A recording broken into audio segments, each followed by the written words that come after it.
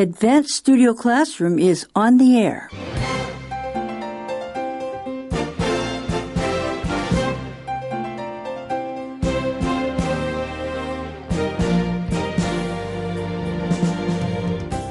Welcome, everyone, wherever you are, to our advanced class. And today, we're going to talk about street food.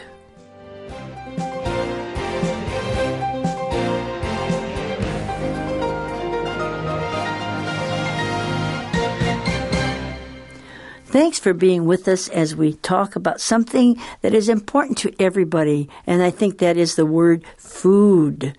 That makes me hungry just thinking about it.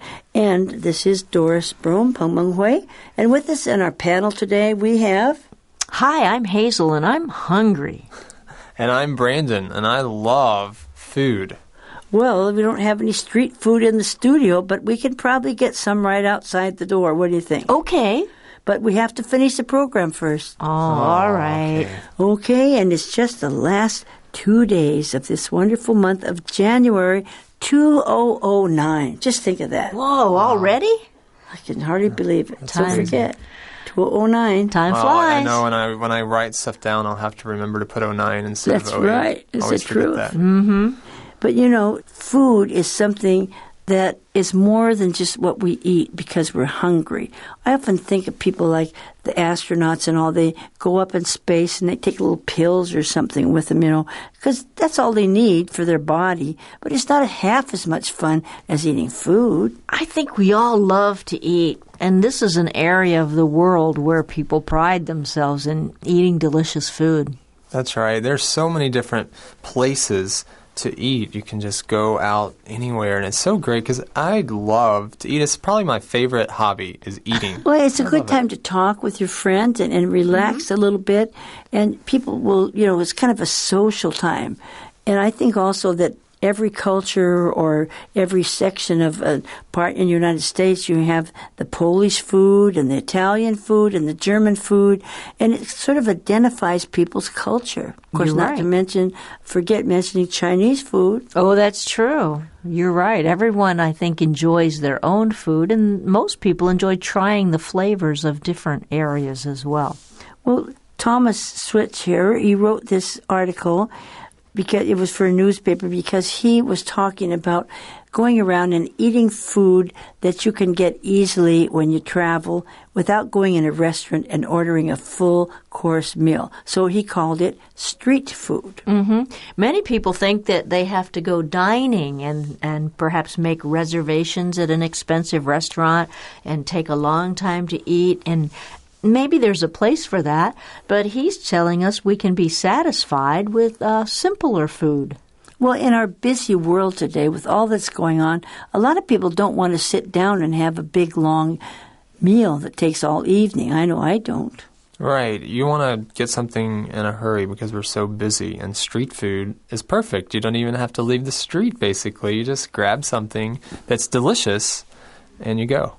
So delicious food that satisfies your taste buds, the things that make the food taste good, and your wallet means it's not too expensive. That's what we're going to talk about the last 2 days. It's very appropriate at the Chinese New Year season to talk about food because everybody is eating out with their friends and going to their friends' homes. Mm-hmm. And they might not be eating on the street, but if you want to go to a movie, you better get a little street food before you go. I think you're right. So let's read today on page 42 through line 14. Street food. Delicious food that satisfies your taste buds and your wallet. When the prospect of going to Australia recently came up, one of my first thoughts was meat pies. I discovered them on my first visit in 1999. The meat is lean and tasty, and the rich, salty gravy marvelously moistens the warm, doughy crust. Meat pies sit high on my all-star roster of international street foods. Everybody's writing these days about ways to keep the costs of travel down, renting bicycles or staying in hostels, but nobody mentions eating street food. A story on France will claim that you can save on lunch by having a picnic. A picnic! You need time, money, utensils for a picnic. Buy a tzatziki dripping gyro from a guy in a window, and you still have enough change to have a crepe for dessert. Well, it sounds like the author of this article does a lot of traveling, Hazel. It sounds like it. He mentions many places that he's been, and it sounds like someone wants to send him to Australia. At least he talks about that prospect coming up recently. Okay, so there's a possibility then, the prospect of it. But, he was already there in 1999, so it isn't his first trip. That's right. He discovered something there too, Doris, in 1999. The first food that we're going to talk about today is meat pies. And especially if the meat is lean and tasty. I don't like meat pies if they have a lot of fatty meat or gristle or things. I like nice lean meat too, don't you, Hazel? Yeah, and mostly when I think of meat pies, I think of growing up and getting those ones that are from the freezer. You put them in the freezer and they're very convenient. And actually, I like those, but I can just imagine a real fresh meat pie would be so good. In fact, this was Thomas's first thought when they said, "Would you like to go to Australia?" He suddenly thought of the food there, the meat pies. Well, we often have, like in America, we have what we call chicken pot pies and beef pot pies. And they're very convenient. They're frozen. You can take them home and put them in the microwave. They're good, too. That's what I was thinking of. We grew up eating those. And those are probably a little bigger. The ones that I've seen in Australia, the meat pies, are kind of smaller ones, more like the size of a great big cookie. Oh, really? Yeah. I mean, it's not a great big one like you'd have for a meal, but just kind of like a snack, like you'd eat it. But instead of a cookie or something sweet inside, it's got meat inside. Wow, that sounds great. And, of course, the rich gravy that you get, gravy from using the meat to put a little flour and stuff. I don't think you should have too much salty gravy. It's not good for your blood pressure, though. But it tastes good, and it marvelously moistens the warm, doughy crust. So you've got that gravy, and it just makes the crust a little bit softer, maybe, and it sounds pretty delicious. Well, foreigners, non-Chinese people, you might say, like a lot of things that have flour, like, pizza, spaghetti, and things that are made, with flour, whereas Chinese people like more things made with rice. But I think even Chinese people like warm, doughy crust nowadays, don't they? I think so, yeah. With all the restaurants that you see that have warm, doughy crust, I That's think they right. must like it too. Smells good, it's hot. But so meat pies sit high on his all-star roster. I don't know if he really has a roster like this, but in his mind, these are the things that he really enjoys.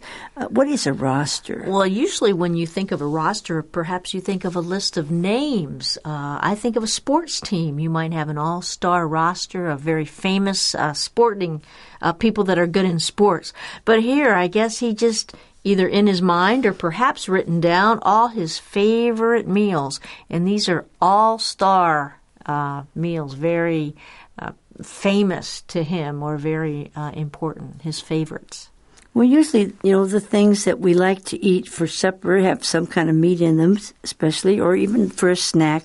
And you can get these things on little kind of bakeries, or people can go in there and they're hot. They're already prepared, and you can take them home and have them for your high tea in the evening if you're in Australia or England. Or you can actually go to supermarkets and get them. And, of course, you can bake them yourself, but you can have them all ready to eat. So he's talking about, I think, food that is readily, you can eat it right away. It's already cooked. That's kind of a delicatessen part of either a supermarket or a restaurant where you can have things to take away, right? Okay, like a deli, a delicatessen? Right. So nowadays, everybody's thinking, when you travel, it's so expensive. So what about eating some of these local foods that are easy to get? Does that help in your budget? It does. Earlier we talked about it lightens your wallet.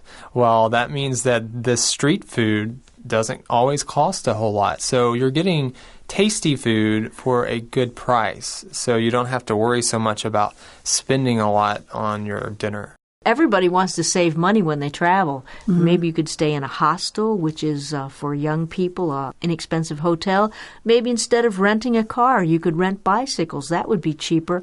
But he says he thinks that nobody mentions eating street food.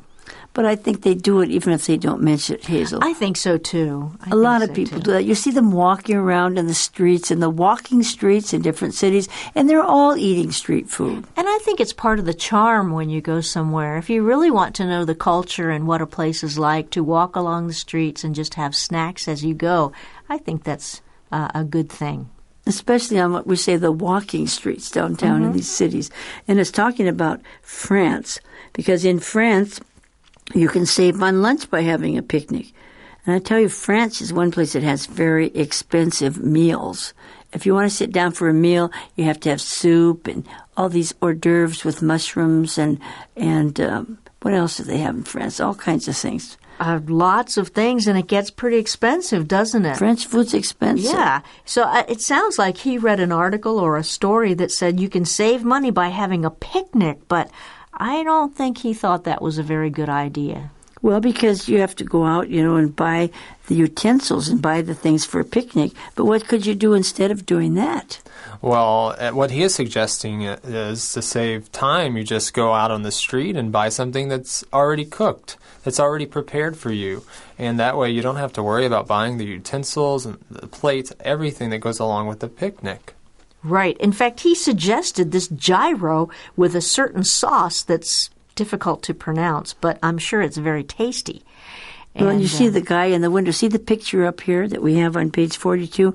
You see this great big piece of meat, and they're shaving off of it. That's what that is. Okay. So that could be one of those. Yeah. Sometimes we see those with chicken. Right. People. Oh, yeah, they have them with all kinds. Okay. Sometimes you can choose. Do you want lamb? Do you want beef? Do you want chicken? So he says, instead of a picnic or instead of a fancy restaurant, why not buy something from the guy in the window that's selling those gyro sandwiches? Not only that, you might have money left over. Right. And it talks about your taste buds, but I think when you see those things, the look helps you to buy them, and the smell. Oh, yeah. You can smell that good hot food, and I think the smell is just as important, don't you? Yeah, if it doesn't smell too good, I'm probably not going to want to eat it. Right, so it all goes together, and it's already cooked, and it's right waiting for you. Well, we could sometimes call this food, like, we don't want to call it junk food, but it's more like instant food, isn't it? It is. It's not perhaps cooked instantly. Perhaps the vendor spends all day making it, but it's very fast for us. All we have to do is order it and quickly take it. Well, I hope you all have a snack ready because we're going to talk about food the next 2 days, and just talking about it might make you hungry. But let's finish reading the article.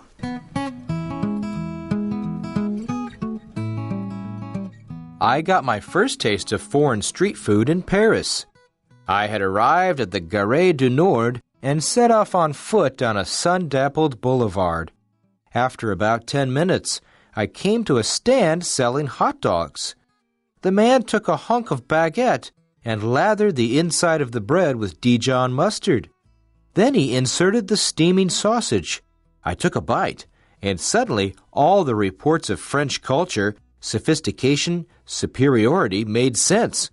For they had taken a childhood staple and turned it into a crusty, tongue-tingling masterpiece. On subsequent visits to Paris, I graduated to more exotic takeaways. The narrow streets of the Latin Quarter blazed with Greek restaurants, where uncooked kebabs slept in vast, colorful rows. You could get a gyro, shards of spiced lamb, always stuffed into French bread. This is the other thing about street food. It's not only cheap and delicious, it's almost always illuminating about the place. Well, he got his first taste of foreign food in Paris. And remember, other food is pretty expensive, so you better get some street food when you're there. That's right. You don't want to spend all of your money, so you need to check out what they have on the street, see what you would like to eat, and grab something that's at a pretty good price. You know, Right. when you talk about the first taste of something, sometimes it's an idiom. You might be talking about your first taste traveling or an experience, but here he's actually talking about eating, so that fits in very well. And that was his first time he had the experience of eating street food in Paris. And he arrived at this downtown station. Now, Paris is a very interesting place because it has different sections that is quite big, but everybody goes down to this. This is a popular rapid transit system, kind of like the main stop. Okay. And you get off there, and there's all kinds of people selling things and food, and it's sort of like the downtown part. Okay. I just know he talks about a sun-dappled boulevard, which sounds kind of fun. Maybe the sun is shining through the trees, so dappled is kind of spotty. So maybe you're walking in the sun and then the shade and then the sun again, so just kind of the sun comes through. Right. Paris has some beautiful boulevards with trees, down the sides of the streets, and then people are selling these things. So you can be walking along there and you're hungry and you see these little stands out in the hot dog stands. And we have those in America, New York, California. Every place has all these places. Do you have them in New Jersey too? Hot dog stands? In Maryland? I think they're everywhere. I think it would be fun to have a hot dog stand and sell hot dogs for about a week or two. But you know what? American hot dogs we have kind of what we call hot dog buns, and they're not very big, and the bread is just not very special. It's just kind of, the regular hot dog buns. But in Paris, they have this, what we call French bread. It's more like you're getting these big sandwich places. It's that long, long, thin bread we call French bread. Mm-hmm. And they make some rolls just like that, or they'll take a big, long loaf and cut it up in different pieces, and then they'll stuff a great, big, thick German kind of sausage in there, not a little tiny, thin American hot dog. So it's really entirely different. Okay. You can see a picture of one up here in the top, too. Mm-hmm. And so he took a hunk out of this big, long piece of French bread and swashed it or lathered it inside of it with this mustard. They always have to have this Dijon. French mustard's a little stronger than American mustard, quite strong. And then he put this big steaming sausage and took a bite and he said, now this is a real hot dog, not those little tiny thin American ones. He had heard a lot of good reports about French food before and French culture, sophistication, superiority. Suddenly all that made sense when he took a bite of this sausage in French bread. He knew that he had found something very special. Well, because they had taken what they called a childhood staple. Now, this what they call baguette. Everybody gets it. On their way home from work, they stop and buy it. And you'll see people walking down the street with these big, long loaves of bread, sticking out their arms. They're buying it to take home for supper. And it's just one of their staples. And they like it fresh, just made. So you'll see everybody buying that. And it's very common. And so that's what their childhood staple is. It's not just bread, but it's just long French bread, long, thin bread. And that's their childhood staple, the thing they grew up on. But they've made it into a crusty kind of a hot dog, which is tongue-tingling. Your taste buds are, this is really good. And it's like a masterpiece. So you can tell he really likes that. Mm-hmm. I don't know if it's that much of a masterpiece, but to him it is. When you're hungry, it does sound delicious. But that was his first trip. Has he been there other times, though? He has been there other times. As you see in the next paragraph, he talks about subsequent visits to Paris. That means he has been there before. And subsequent is what I've heard subsequent, before. sorry, we don't say that word much, but subsequent means many other ones, one after another, doesn't it? That's right. Okay. Then he graduated to more exotic takeaways, not these little tiny stalls on the streets. They have more exotic takeaways. So he's talking about takeaway food right there? Mm-hmm. Food to go? And Chinese, of course, have a lot of takeaway restaurants all over Europe, too. But he went to some of these, like the Latin Quarter, where they have a lot of good music and things, and they blaze with. There's so many Greek restaurants where you see these kebabs and you see all of this kind of things that we see the pictures of here. You could get this gyro with spiced lamb stuffed into French bread. You can stuff anything into French bread. Ham and cheese is good too, Hazel. Yeah. Anything. Stuff it into that good fresh French bread, and it's crispy and crunchy and fresh. Sounds good. Are you hungry yet? Yeah. Yes. You know, I like his phrase. It says, uncooked kebabs slept in vast, colorful rows. The kebab is kind of all the pieces of meat and vegetables on a stick. So he's talking about all these sticks of vegetables and meat lined up. It looked like they were sleeping there in colorful rows. They weren't cooked yet. They were just ready to wake up and be sizzled. Right. They have things like mushrooms and peppers and every little pieces of them stuck on a big long stick. And then, of course, they roast those. And people like to eat those. That's kind of more like Middle East food, actually. Yeah. Armenian, I really like that. Turkey, that It's kind good. of thing. Have you ever had those? I have had kebabs before, and they're very tasty. It's a different type of food, but I enjoy the spices that they use in that type of It's kind food. of Indian and Middle East Yes. and that kind of food, right? In Xinjiang, we had those kebabs. Right. Well, that's the other thing about street food. It's not only cheap and delicious, but it's illuminating. And I think that means it tells you about the place. So I said some is from the Middle East, and they have Chinese food, they have Russian food, they have the meat pies. I mean, say, this reminds me of Australia. This reminds me of Italy. They have all these different foods. So those foods are illuminating. They show you the culture and the place. They can share some things. Perhaps the kind of sauces they use will give you some information about the culture, or maybe the kind of meat will give you a hint as to what kind of cattle or livestock are produced there. So there's always a story behind the meal.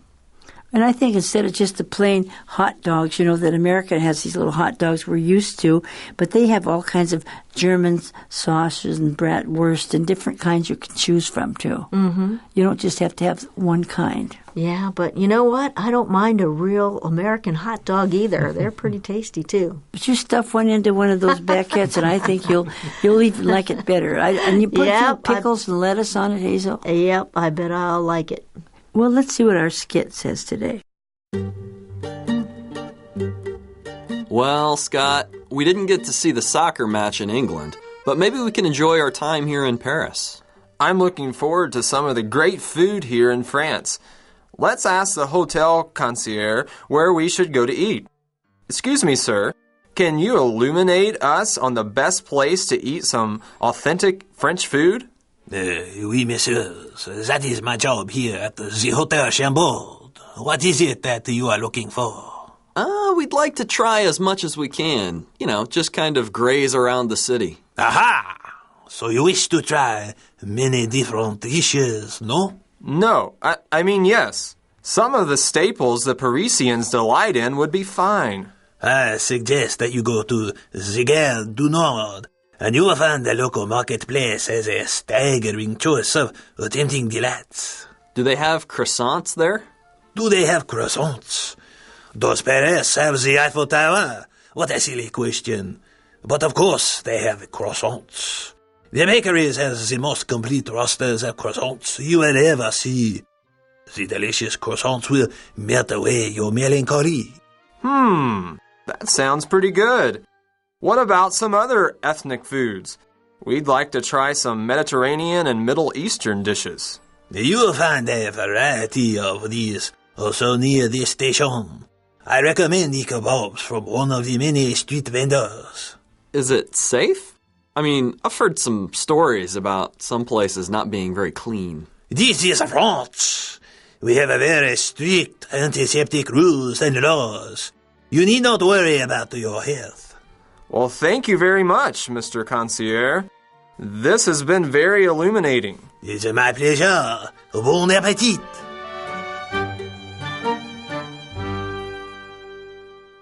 Well, that's one thing you'll certainly hear when you go to France. Bon appetit, which means enjoy. Have a good meal, right? That's right. Well, I think everybody will probably want to go and have something to eat after this one. But, we have another day talking about food. And I know most Chinese people really enjoy food. Although they always feel that Chinese food is the best in the world. But everybody feels that about their own food. Russians think theirs is the best, Mm-hmm. And American food is kind of a combination of everybody's food, right? Yeah. So that must be the best. Well, we'll talk more about street food when we come back tomorrow. So thanks for being with us every day. And go and eat something now that your taste buds will think is delicious. Oh, yeah. We'll see you again in class. Bye-bye. Goodbye. Bye-bye.